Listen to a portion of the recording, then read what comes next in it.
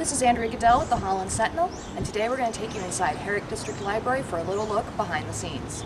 This is one of the pressures that libraries always have.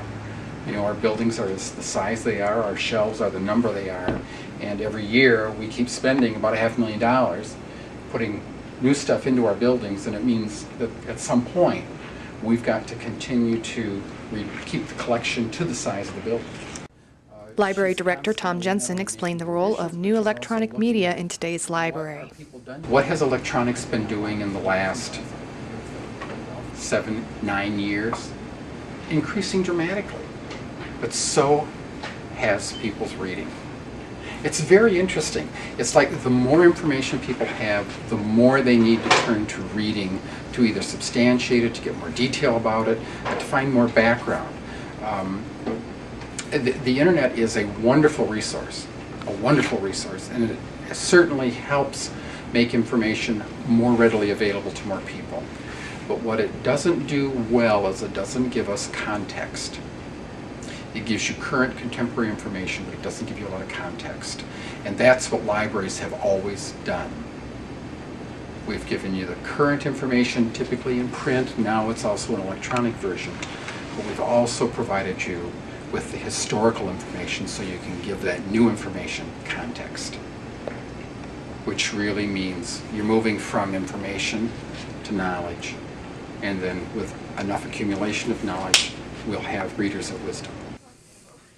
Next, Tom gave us a quick look at the people working behind the scenes at Herrick. What happens here actually is the handling of all the new material that comes into this library goes through this department first.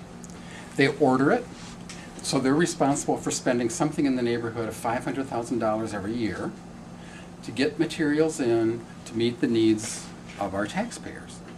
Then it moves through this department where they then begin to get processed and they get labeled so that we can integrate the new materials with our regular materials that we've had for years. And then what Rachel does is something really more specialized.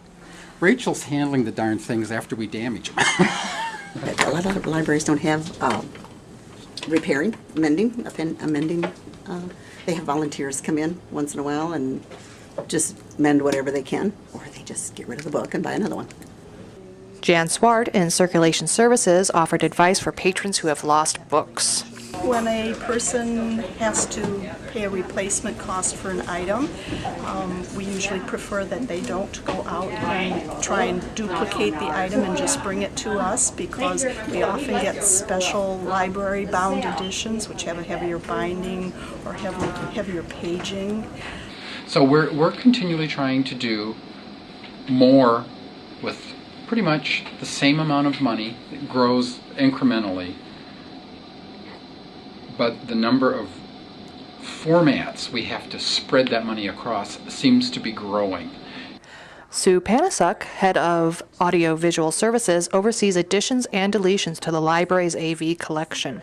I would imagine that your job has gotten bigger as the years have gone on because there's more people want videos and CDs and DVDs, and there's more different kinds of things. And oh, even as the book circulation increases, so does the media circulation. Quite true. We're up to about a third of the circulation of the building now. I think once people find out, oh, they realize. And really, yeah, the feature a lot of the stuff films is free. Even I mean, are the only thing we charge for. Are the feature films, family movies, children's movies, documentaries. They are all free.